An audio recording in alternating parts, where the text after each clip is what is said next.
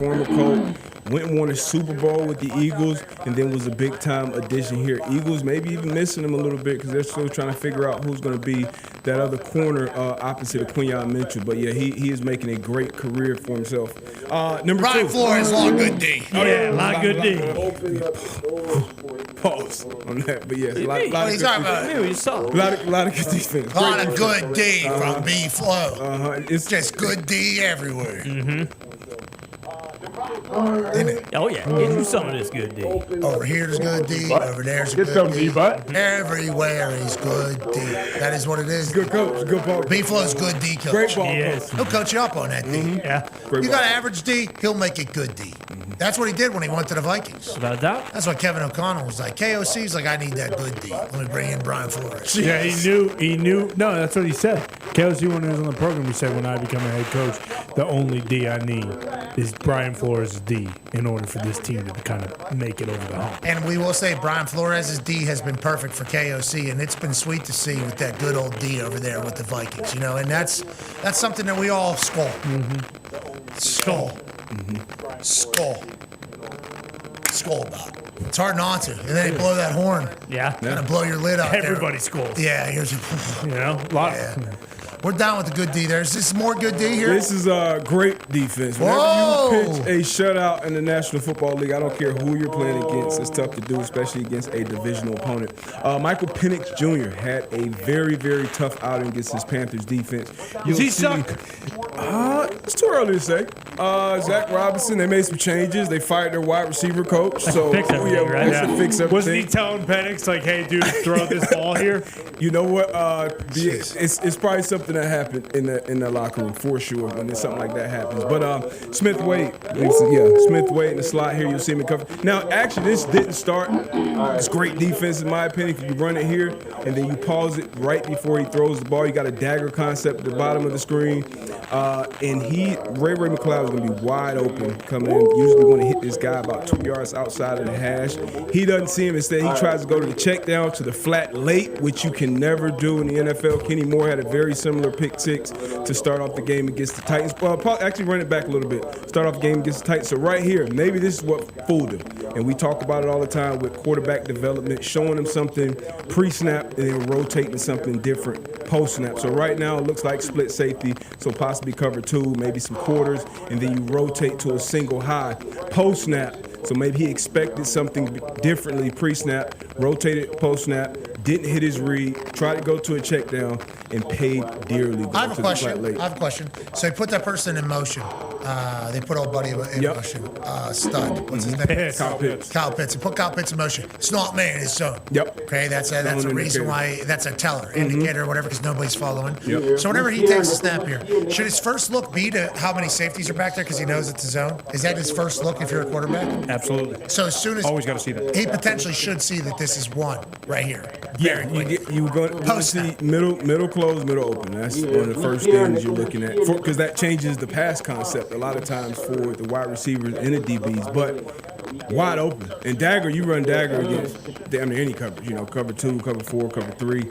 His guy, he's looking that way. I don't understand why he doesn't go kind of from the high to the low. That's how we're taught to defend routes.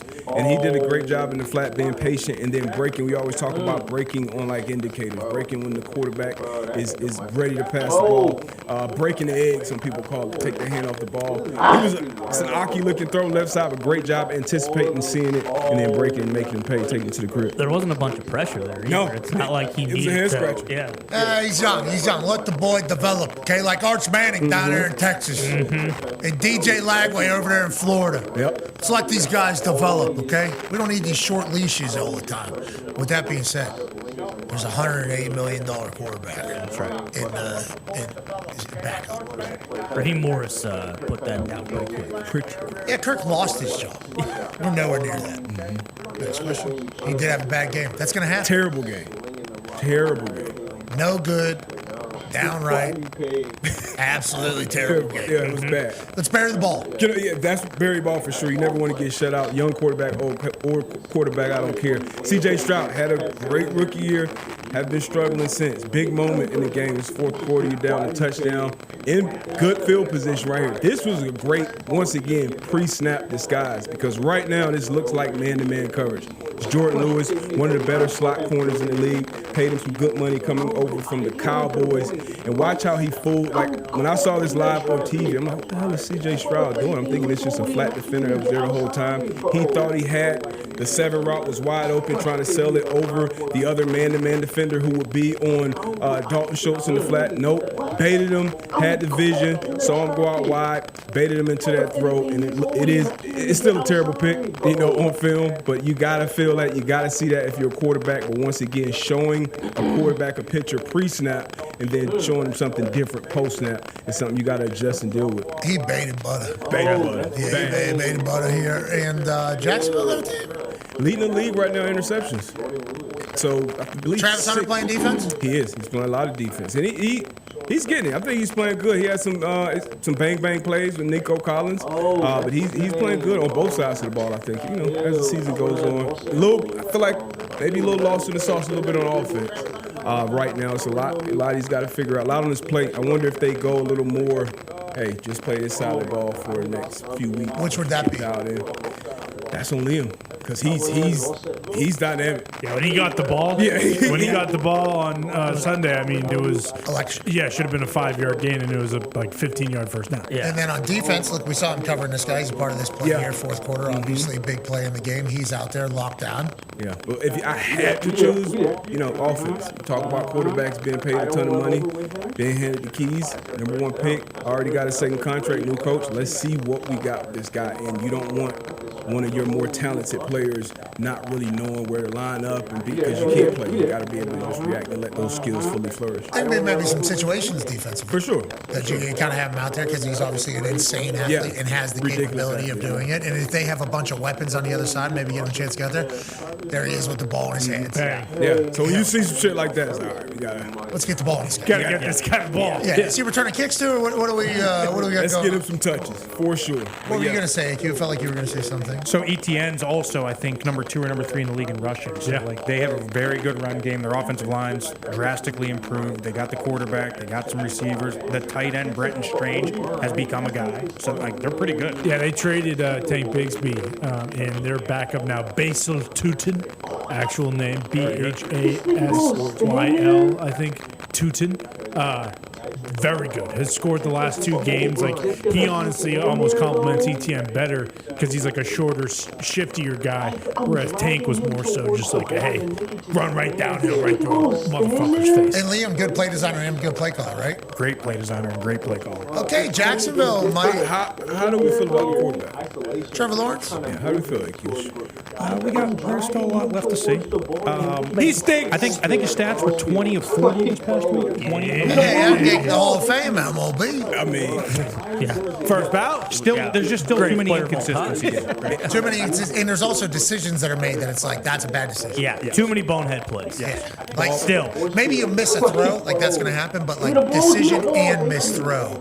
At this stage, I think a lot of people are like, when is it, are we ever gonna, right? That's all we're thinking. 100%. That's but hey, we see it though. It's there. There's moments of awesome. He's got he's just got that little bit of Ryan Leaf still in him, and once he gets it out, he's gonna really fly. Just kind of like lets it loose a little Exactly, bit. just a little too loosey goosey with it. Like once you zero it in a little bit here, the boys they might win the ball. Liam will do that. Liam will do that. I think I trust him down there, and I'm seeing a graphic on the back that I have not seen before. What is this? Liam's calling some good shit to AQ's point. Yeah, this is, I think, the first time we've had a quad box on. Look at the quad box. We got circles on people. Wide ass over. Is that what that is? Yes, and it's not a good one. As you can see here, it's probably difficult for you to see them individually, but these were all 4 of Caleb Williams' touchdown passes. Now, there have been plays, and there always will be plays where people, fans at home, hey, the guy was wide open. Why not hit? He had one actually earlier this year with DJ Moore, which was an adjustment.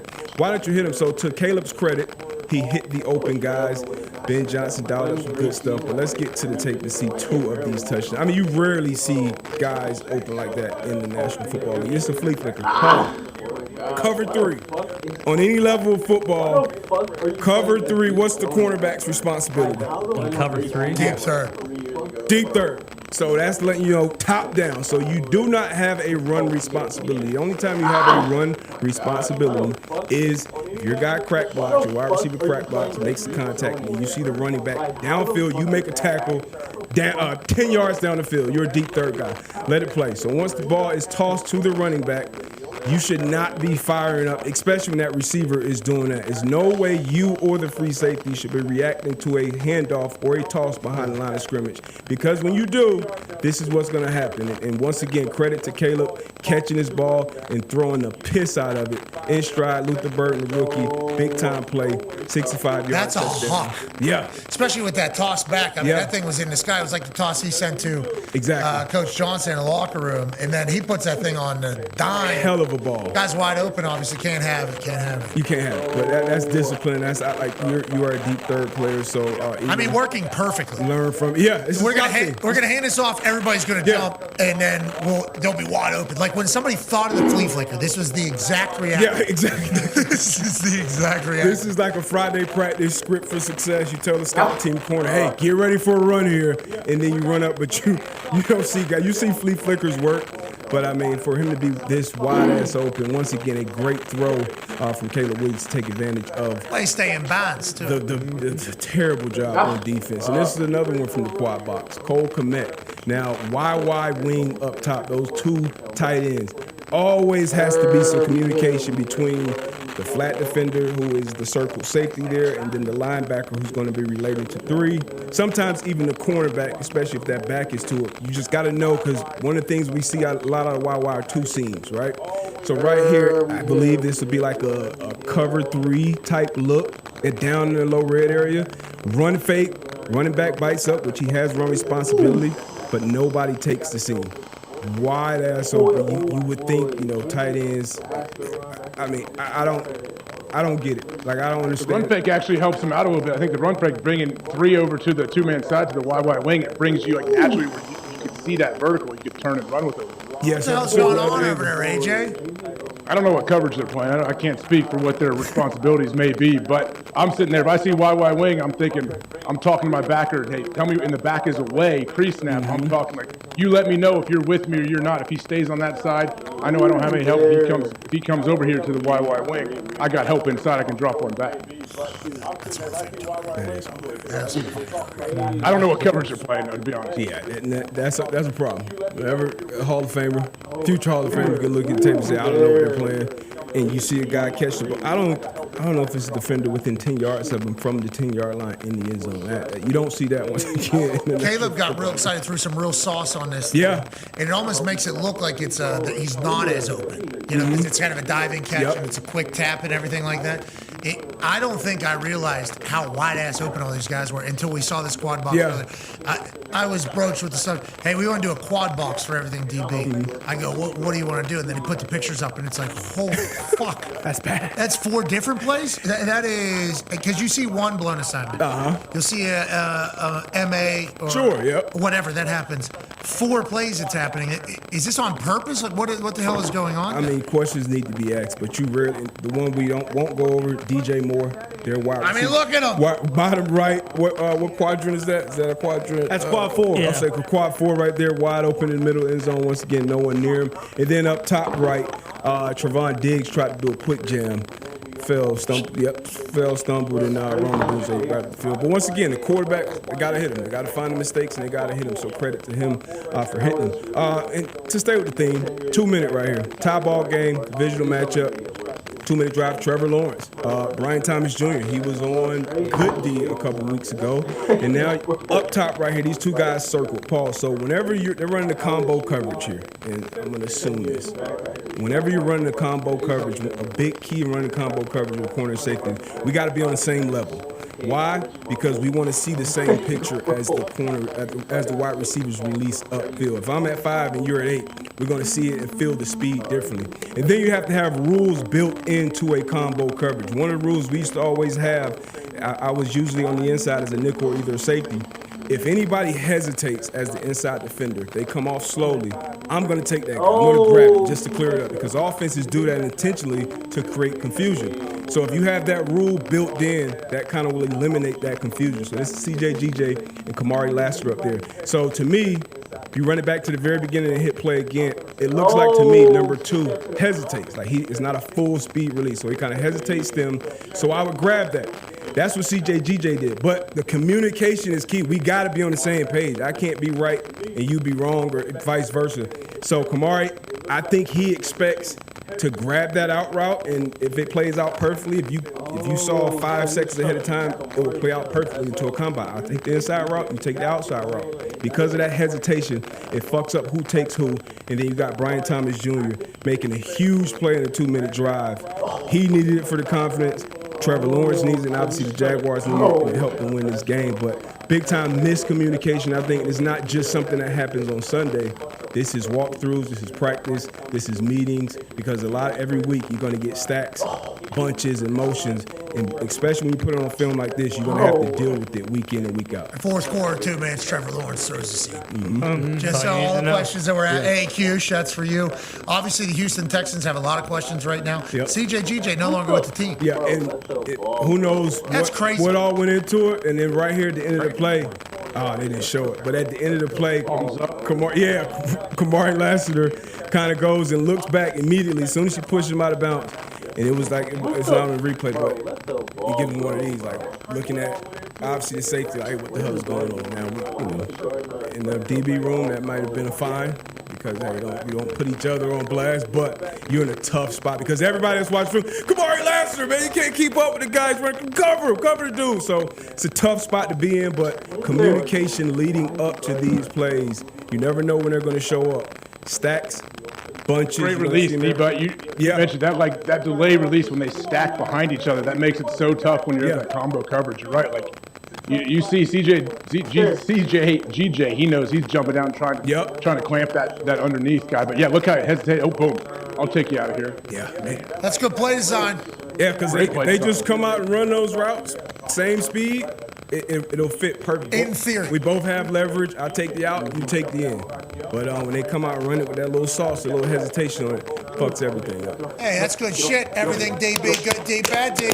Good in the trenches. Oh, yeah.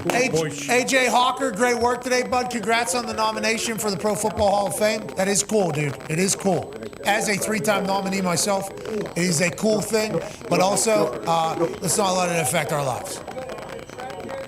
That's how you feel too, yeah? Yeah, of course. Yeah, it's not affected. Yeah, we're good. But boy, if you get it, that'd be so good. How can it not affect you? Yeah, you're right, especially for AJ Hawk. And for the first time really ever getting recognition and the nod of like, yeah, you done all-time leading tackler for one of the oldest franchises in all sports. Put him in the fucking Ring of Honor. No. Well, Green Bay, that's where it starts. He's all-time leading tackler for the Green Bay Packers. AJ knows there's not a whole lot of numbers retired for the Packers. Well, and Curly's isn't even retired anymore. Yeah, exactly. Exactly. I don't know what you got to do. I don't know if you're going to be able to do more than Curly did for the Green Bay Packers. Tone, anything we didn't hit today that we need to chit-chat about on our way out? No, I think we're all good. All right, why don't you come out here? Why don't you come out here? Ladies and gentlemen, we are incredibly lucky to be able to do this. We have a conversation with Cam Bynum we're about to run that we had yesterday. He is awesome. He is incredible. And we're incredibly lucky that he's in our city and that the Indianapolis Colts are good again. Hell yeah. Feels like that is real. Hey, Q, we appreciate you. Appreciate you guys. Great work this week. Appreciate you too, bro. All right, boys. Be a friend, tell a friend something nice. It might change your life. We're in this thing together. See you all tomorrow. Team on me, team on 3. 1, 2, 3, team. Goodbye. Ladies and gentlemen, joining us now is a man that has brought so much positive energy seemingly everywhere he has gone. Whether that's Cal out there in Berkeley, which don't love what happened to Simon Politelli this past Saturday, but I do love what they're doing out there. Then to the Minnesota Vikings, where he and his crew on defense had the most legendary celebrations the NFL has ever seen. And they weren't distasteful or disrespectful. They were just well thought out and well executed. And there was a juice to that team that seemed very special, so much so that Chris Ballard said, hey, we need some of that. And thank God we did. Ladies and gentlemen, a man who leads the NFL in interceptions. I think he's top 5 in pass breakups. And he has the greatest celebrations in the history of sports. Ladies and gentlemen, from the Indianapolis Colts, Cam Bynum. Appreciate y'all having me. Glad to be here. Appreciate y'all having me in Indy, first of all. Yeah, it's been a fun few weeks. First 3 games, 3-0 here in Indy. You have no idea how fun these first games. I bet. I've been having, especially for us to start the season hot like we did. I'm like, this is the best possible scenario, coming to a different city, and I can tell the energy is just rising here. I appreciate the fact that there was an obvious omission of things to our roster. In this offseason, it was all kind of taken care of. We needed juice. For sure. Okay? 100%. Bring in the juice guy. And the juice is awesome. We're talking every single play. My shoulders are so not hitting from turning up the crowd. Yeah, we got boulder shoulders at all times, let alone everything else that I assume is infectious throughout the rest of the locker room. Quarterback, obviously. We need somebody that's able to be consistent and also operate the offense and also has played ball before and seen it. Because this is a veteran team. Does it feel like that in the locker room? Yeah, it feels like there's a bunch of, guys that have played a lot of football, but also still young as far as not a bunch of guys taking vet days, not a bunch of, old guys that are like almost borderline out of their game. It's like kind of like a veteran prime right now for a lot of our guys, and just being surrounded by so many vets is cool. Because I feel like a vet, but I'm only in year 5. I'm around guys like Kenny Moore, Buckner, Grove, all these guys that are year 8, 9, 10. And it's just cool being around that because it's pushing me to a different level of play. And I'm over here trying to be the best player on defense, surrounded by these guys, and everybody's trying to be the best player in their respective roles. So it's just making a collective energy of we're all trying to be the best and win. Bringing in Lou Anarumo as the DC was a huge deal this offseason. We're all very excited. We know Paisan pretty well, and we've had a chance to catch up with him whenever he was with Cincinnati. Obviously, with the way it ended there, it felt like, what is Lou Anarumo going to do next? Our team has always had a lot of talent, so we actually go to the games. So a lot of people don't. We go to all of the Colts games, home games. Okay, we're there. I'm there, where you see it. And, well, not all of them. I guess last game didn't go last year. Well, yeah, but all had to prove a point there. You've been to every game I've been there. Yeah, so I'm like, that's I'll all tell I you know. what, Cam, I'm the number 1 bottom.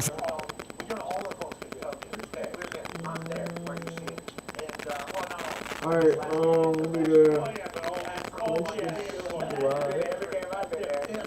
I say what's good, what's poppin'? Hey, what's good, what's poppin'? Okay, let's say what's good. Okay. Let it breathe, let's. all right, What's good? Hey, here we go with another week's episode of 4th and 1 Hot Take. And I would be remiss if I didn't bring my dog, my player, my top dog.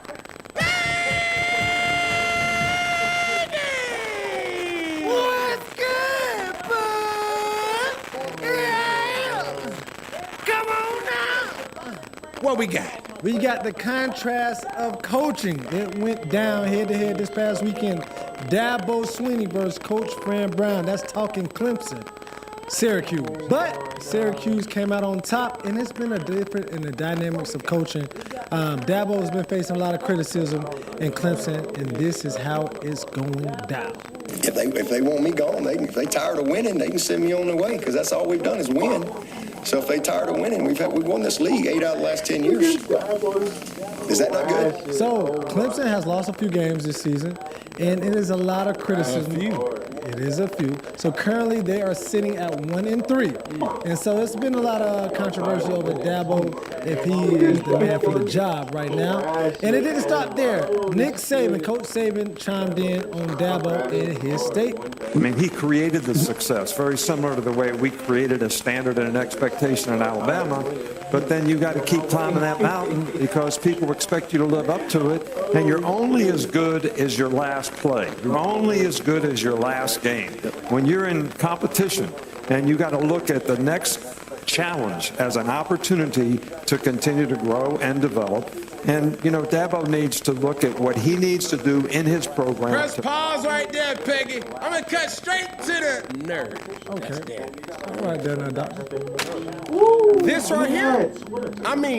right here, hey, you right there, this is my go-to snack, the wonderful pistachio. They call it the don't hold back snack for good reason. These ain't your regular pistachio. I'm talking flavors like honey roasted, chili roasted, and jalapeno lime. And each serving has 6 grams of protein and 0 grams of regret. You want a classic crack of the shell? Go with the in-shell. Prefer no mess? Grab the no-show bag, and you're good to go. Whether we're in the studio, traveling, or just need something quick, this is always in the rotation. So don't hold back. Visit wonderfulpistachios.com to learn more about this don't hold back snack. Sports is all about competition. Every snap, every possession, and every clutch moment. You gotta show up when it matters. That same energy is exactly what 1v1me brings to gaming. Madden, NBA 2K, FC, Call of Duty. Real matchups, real stakes, every single day. And these aren't just random online lobbies. These are the best players in the scene. Pros, streamers, rivals, all battling it out with playoffs and championships on the line. You can watch every game live, and every match has real refs, payouts are instant, and the chat, man, that chat go crazy. It's not just about winning, it's about bragging rights too. If you're a sports fan, gamer, or just someone that loves having a little extra on the line, 1v1me is where you need to be. Over $100 million have already been paid out on the app, and the community is only getting bigger. Download today and use code 4. Your first stake on the app is risk-free. Tap in. What have you done for me lately? Dun, dun, dun, dun, dun. Ooh, yeah. come on now. Hey, we got a terminology that we use in the locker room where it just simply states, hey, turn the page. Okay. It seems like we got an individual that's staying in the past. And brother, and oh brother, times have most definitely changed. See, this is the issue that's at hand, ladies and gentlemen, and I have to read this because the truth of the matter is the struggles that Dabo Swinney have does not come from one particular issue. Okay, so what else? It's a multitude of things, right? It's a combination of stubbornness, the inability and unwillingness to change with the time. Huh? 2, you got roster challenges that also goes back to your stubbornness. And 3, how the college football landscape has changed. And it goes back to what, Peggy? Your stubbornness. Okay. She hold that to you. Okay. Cause bruh, there ain't no way that Clemson should be struggling how Clemson is struggling. 2 things as I'm watching Clemson, because I watched the game from start to finish when they played Georgia Tech. Because I got a lot of players that played at C1N that's on Clemson's roster. Yep. I also got some players that's on Georgia Tech. So I'm like, man, we got an old family reunion right there. Oh, good old Civil War. You know what I'm saying? Good matchups all over the place. Yeah. And the thing that I'm seeing, the issue with Clemson is they don't got a lot of wide receiver talent, man. And then, where a place where we used to seeing the likes of college, Deshaun Watson, college, Trevor Lawrence. What are we talking about? And at one point in time, Peg, I'm gonna take it back. Since we going back and looking back, at one particular point in time, Clemson was labeled wide receiver U. Back in the time. Back in the day. Some Sammy Watkins. You got Deion. Okay. You got Mike Williams. Watch out there now. You got all type of other receivers that have made big impacts in the NFL. Yeah. But not here. Not this day and age. And that's a testament to what? Dabo's inability to change with the time. But this ain't what we beat up on Dabo. Okay. This is what we acknowledge. If you don't change, you'll get left behind. Okay. Sorry now. The person that he played this past weekend was who, Peg? Fran Brown. Now let's do our own compare and contrast because this week's hot take is entitled The Clash in Coaching. There's multiple ways to skin a cat. But in this particular debate, we're going to talk about how times have changed and what needs to happen for old coaches to get hit with new coaches, but still with new coaches, still have principles of old coaches. Stay with me. I'm with you, brother. Come on now. So talk to me about old friend. What you know about old friend? Well, one thing I do know about old friend, all right? So he started out his coaching career at Temple, then went to Baylor, double back at Temple. Say what? Was at Rutgers, and the last university he coached as the defensive back coach was at the University of Georgia before accepting the head coaching position in 2023 at Syracuse. He's originally from that area too as well, the New York area. So he's really dabbled on the defensive side, especially as a defensive coordinator at certain universities and defensive back coaches at certain universities. And he was on that team with Georgia as a coach in 2023 when they won the national championship against TCU. And he also is a prodigy under one of your former coaches, Matt Rule, back at Baylor and his time at Temple. Also, one thing that is different between the two, all right, the contrast, when you start talking about the new age and things and how it's working, we talking about that transfer portal. You got to tap into the portal, okay? So, right now, Dabo has between 3 to 4 transfers on Clemson's roster that he dabbled in. Ain't enough. All right, but Fran has 16 transfers, all right?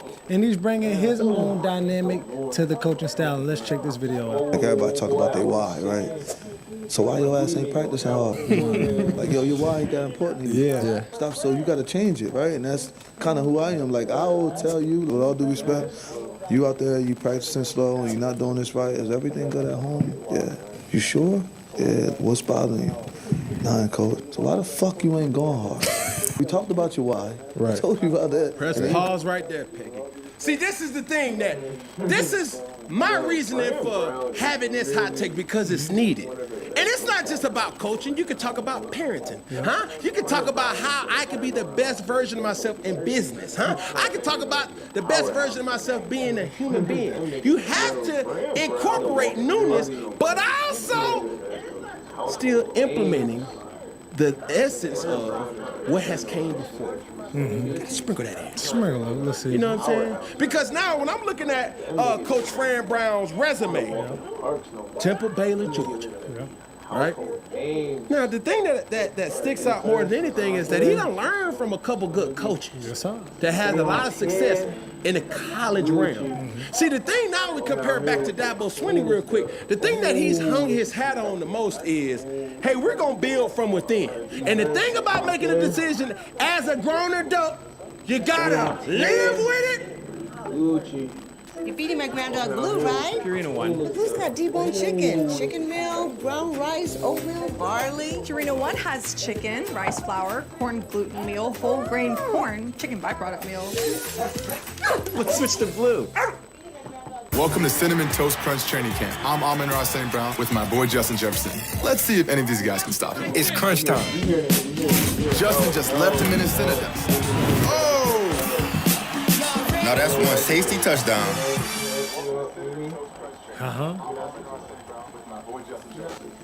You gotta die with it too. And if Dabo, you don't evolve, it hurts me to say, everything that you've done for the beautiful state of South Carolina in 803 will come to a crashing halt because the expectation that you created, my man, or coach, is not being held to that same standard. 1 and 3? What? And they used to own the ACC. And now you're trying to do good to pay rent. Oh, my goodness. Stay with me. I feel you. So when I look at Coach Brown, I'm seeing an individual that may not look like what we used to seeing. But this is the thing that's abundantly clear, Peggy, and that I can appreciate. He has a lot of relatability. Huh? He's talking that talk that, every time I try to recruit players to come on C1N, I get to talking to the parents, and I get to talking to the coaches. And I say this proudly. Talk to me. Hey, I speak teenage. Okay. I speak Gen Z. And it comes with a skill. It comes with a trust. And the thing that I appreciate about people in Gen Z and some millennials is this. They call it how they see it. If they fool with you, they fool with you. And if they don't, man, they going to be quick to tell you or show signs that they ain't really fooling with you. Huh? Gone are the day where you just say, it's my way or the highway. No. Because nowadays, we got opportunities to think for ourselves. No, we ain't gonna keep dealing with this. We ain't gonna keep settling for you just being a dictator and not allowing me to make a decision how I need to make a decision for my life. You see what I'm saying? When I see Coach Brown, relatability is key. Because when I'm hearing him talk, his tone, his sentiment is similar to the tone and sentiment that the players that he's recruiting is going through too. He's from New Jersey, right? Where's Syracuse, Peggy? New York City. Yep, New York. Syracuse. Not New York City, but New York. You understand what I'm saying? That's not the Now, he has this kind of, OG, on around the block, type of tone that a lot of players can relate to. That's why Deion Sanders is able to recruit at a high level. Now, is he winning right now, Cam? That ain't the point. We're going to stay on top. Stay on but top. the truth of the matter But he made some waves, too. In order for you to stay at the cutting edge of success in college football, now you got to do what, Peggy? You got to win. And you got to change with the times. Something that ain't going to never change. What? You have to be able to recruit. That's true. See, the thing that I've said this time and time again, the transfer portal has exposed this one particular recruit, the high school recruit. It has devalued that person. Because now, if you have a coach, no matter if you're Dabo, no matter if you're Kirby, no matter if you're Lane, no matter if you're Blaine, Sane, Hayne, all that, huh? You still got to be able to recruit. That's true. Now, these days, coaches ain't spending all their time with recruiting high school recruits. They recruiting the best that money can buy. That ready-made. NIL transfer portal. Oh, you ain't happy over there? Come on over here and I guarantee you're going to be happy. See, nowadays, one recruit could set you back years and years and years. Huh? Because now you got coaches that say, man, I need to recruit the best quarterback possible. So they nowadays, you're just 1 year away from having access to the top recruit. That is true now. Man, they got so many transfer portal unlocks where they got a bylaw that says, man, you can transfer if a coach get fired. What? Yeah. Yeah. Go. I woke up in the new Bugatti. That's bad. I woke up in the transfer portal. You see what I'm saying? They are out of there. And you have one coach that is relatable to the players, and then you have another coach that lives off this principle of saying, you know what, we gonna develop with them. Yeah. That's not just with the players, but it's also with the coach. We're gonna hire within our own coaches. And this is the thing. It can become real stagnant. It can become real stale. And it can become real kind of like, man, we got to change this. Because now, if I'm Dabo Swinney. That's $200. You mean 2,000 Totino's pizza rolls? Pizza rolls are 10 for about $1. So, yeah, that adds up. I'm not paying for that. Come on, little buddy, you're free, bro. Loves those pizza rolls, huh? Totino's pizza rolls are 10 for about $1. I'm trying to find coaches that bring a new way of thinking that can make me, inevitably, a better coach. See, this is the thing that people don't really talk about Nick Saban. Nick Saban has had the absolute best coaches around him at all times. So much so that if a coach get fired, they will go to the University of Alabama just to be an analyst. To number one, raise their coaching acumen and IQ to see, like, man, what is he doing down there that I need to start implementing? And also, too, if Nick Saban was as great as they say he is, I can have a thought to say, I need to learn something from him, too, because he's not a bad coach. Yeah. It's just he had a bad record. Correct. That's the difference. Yeah, all records don't relate to who the person is. So if I'm Dabo Swinney, I'm saying to myself, hold on. What coaches can I hire or bring on that can get me to think a little different? Because like I said, this issue is not 1 year of not winning football games. Clemson just on paper is not the better team. There's other teams that are way more talented than Clemson. And when have we ever said that? But it's because the coaches said, you know what, we're not going to go into the transfer portal. We're going to develop our players enough.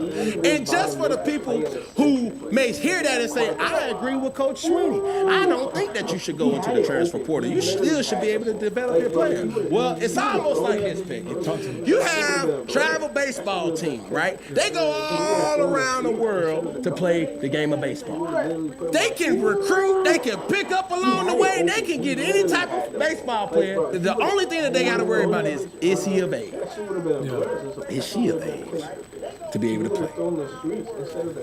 It's like that same travel baseball team playing a local baseball team that only can get participants around that local area. Yeah, local jump. You see what I'm saying? That's not to say that the local team can't compete, but the talent pool that the local team pull it from and the talent pool that the travel baseball team pull it from, it's two different pools. It's an ocean versus a pond. It's your pool versus Rick Ross or Evander Holyfield pool. Two different pools. It's a different swim. I'm trying to tell you, brother. You can swim. But to swim comfortably. Yeah, with your doggy paddling or you? Can you dive into the pool, Peggy? No. That's where we have the issue. Yeah. And with Clemson and their stubborn head coach, he hasn't had the ability to properly dive in because of what he deems we not going to change. Yeah. And I respect that. But this is what you have to understand. You have to live with it or die with it. Yeah. Do I think Dabo Swinney is better than 1-3? Absolutely. Mm-hmm. Absolutely.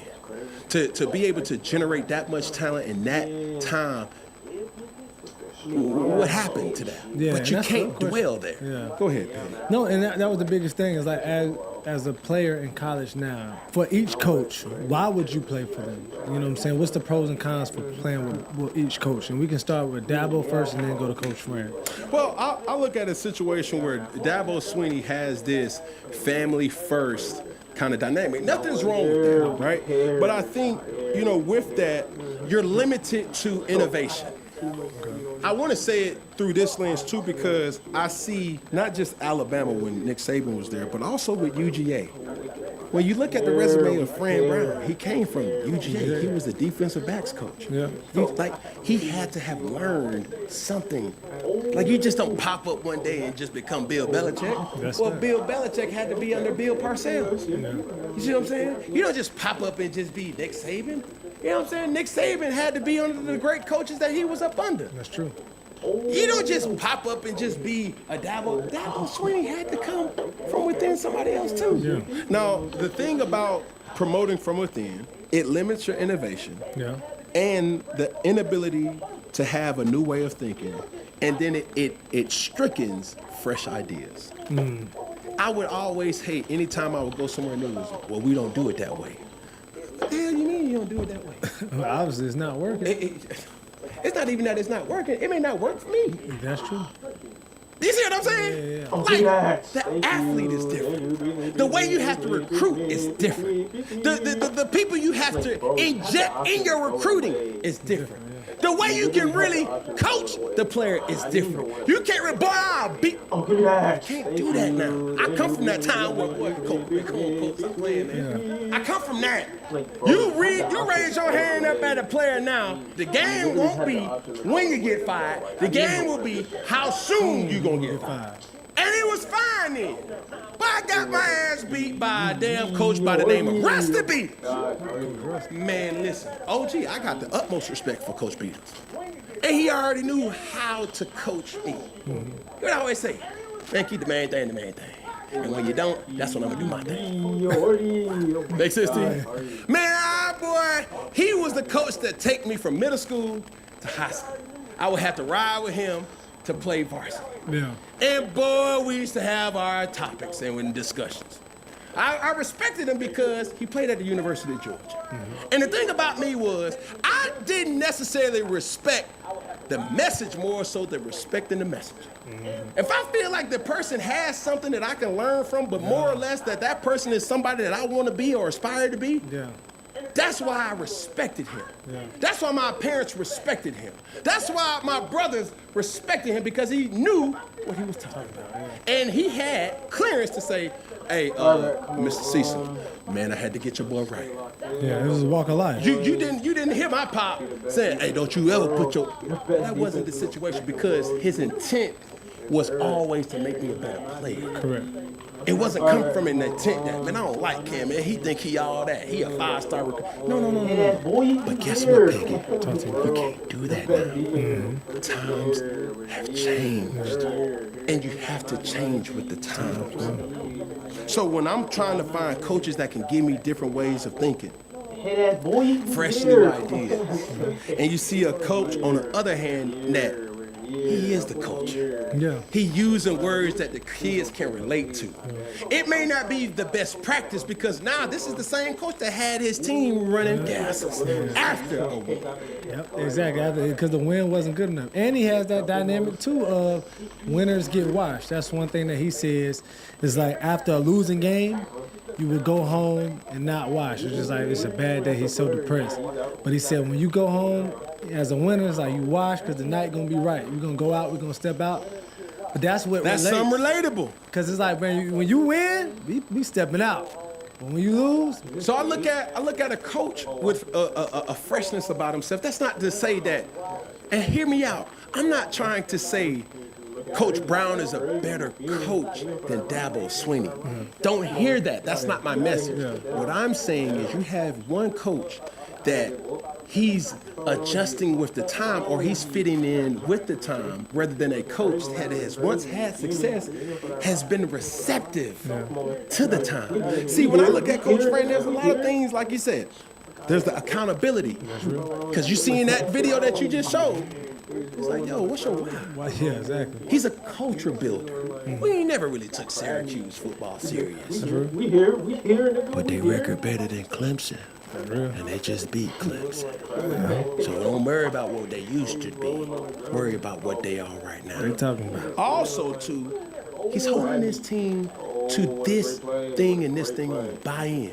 We're going to insert the same principles that the forefathers of good coaching, the Bobby Bowdens, the Bear Bryants, the Nick Sabans, all these great coaches have always had and stood on the mountaintop speaking about how important discipline is. And that's what he's leading with, buy-in. But buy-in with, hey, man, be a trusted teammate. Raising men. Like, come on, dog. Like, those things, and when you're going into these homes and you're going into these different places to try to get a 5-star recruit, whether that 5-star recruit came by way of another university or came, he's a 17-year-old phenom in high school. When you're not just recruiting the player no more. You never really was just recruiting the player. You was recruiting the mom, the dad, the uncle, the coach, all the above. Yeah. And you cannot ignore that. And you can't get too stubborn in your way of thinking, because just like anything, with time, it will get stale. That's real. So I'm not going to be the dude that says, you know what, Dabo, oh, your time is ticking in Clemson, South Carolina. I'm not going to be the one that said that. I am going to say, Coach, listen, hey, hear this message. It's time for you to start adjusting. Yeah. Because do I think they get rid of him if he doesn't win another game this year? Absolutely not. I think his respect to that university still will get them a little bit more grace, especially when you look at other schools like Oklahoma State. Look at me, I'm for it. Like, when you got coaches that's been doing the bare minimum, but this is what you also have. They love to take a Dabo. Hey, will he get another job? For Absolutely. Absolutely. But he's created his own issue, and that issue is expectation. You got to battle against himself. Man, you got to battle with the man in the mirror. And this is what you created, coach, and that's a testament to your greatness. That's real. But anything, you have to adjust and roll with the punches. You feel what I'm saying? That's real. In closing, right, I want to say this. Dabo Swinney is not failing because he forgot how to coach, right? Dabo Swinney is failing because he hasn't adapted as fast as the game around him has. When your dog hears the call of the wild, have the right fuel to answer. Blue Wilderness Chicken, with 30% more protein than Purina Pro Plan chicken, is formulated to give your dog the energy they need to take on the wild with you. Blue Wilderness, stay wild. And that's the message. It's like, what can we learn from Dabo as a parent? What can we learn from Dabo as a person? What can we learn from Dabo as a business individual? So we got to change with the time. Don't be the person that said, man, back in the day, bro, I was killing their ass. And you're struggling right now. Because, what? That's an oxymoron. Yeah. Heavy on the moron. Yeah. That don't even go together. And I know he's such a great coach that it's going to catch up with him. But you don't get to this point by just one specific decision or one specific thought. We're not used to seeing a team like Clemson just not be better than the other team. And when you add these two dynamics, that's when success happens. When you have a great skilled team with personnel and they're coached great, that's when success happens. But when you have one of the two, that ain't enough. Yeah, you need them, both of them. You need both of them. You need players to buy in, good players, good talent to buy in, and you also need a coach that has a great scheme that can get them across the finish line. So is it safe to say, I guess, coaching styles and coaches can expire?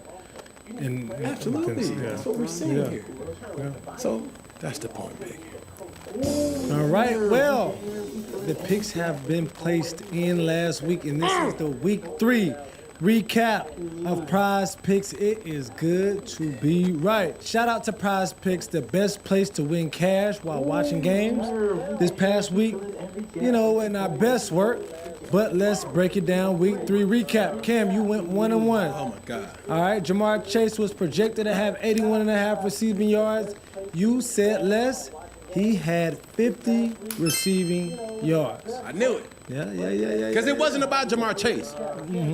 It was more or less about that quarterback that was throwing it to Jamar Chase. Yeah, Brownie, yeah. That's true. The change up. Yeah. It's a lot of pressure on that guy. And they got to figure something out. Huh? That's true. Because they got crushed by the Vikings. Crushed. 10-48. They got belted. Ooh, BT. Now, the next pick had me so sick. Watching the game, I said, bro, it was the first play of the second half, Peggy. Yeah. I knew it. I was watching. I said, oh, my God. Well, let's get into it. Let me break down what your second pick was. Derrick Henry was projected to have 5.5 receiving yards. You said less. He had 7 yards. I seen it. Bro, Derrick Henry was in the game. This happened the first play of the second half. And I'm over here watching the game with my brother. He was like, bro, what are you talking about? Who are you going for? Yeah. First play of the second half, man, they did a whole play action. And they got there, the defense got there, and they threw it to doggone Derrick Henry. Yeah. I'm over here screaming, man, tackle his ass! Get him down! Yeah. And bloop, 7 yards. God. I seen it and I knew it, and I was like, God almighty. But I'm telling you, I wasn't wrong. I would have made that same pick. You wouldn't have done it different. But I'm telling you, people. That was close. Telling you, people. Stay with me. Stick with him. I got married to my me. All right. Until you're mad. Now, how did you do, bro? I went 1-1 too. You know, usually I'm stellar, but you know, I went 500 this week. Alvin Kamara was projected to have 57.5 receiving yards. Jake Browning. I lost. Them Saints.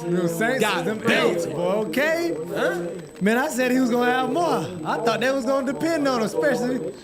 Man, he had 14 receiving yards, man, and they got spanked by them Seahawks 44-13. Man, y'all let me down, Saints. What's going on, bro? What's up? It's the quarterbacks. It's the quarterback situation. It's more than that, but it's golly, we gotta get a solution on that side. I don't know if I can pick a Saint right now. You know, famous words of our dog, our very own VJ, them ain'ts. Them ain'ts. Ain't doing it. Damn. They make you want to pick a Saint off it. You know what I'm trying to tell you? Goodness gracious. Man, so I lost, but Prize Picks had my back.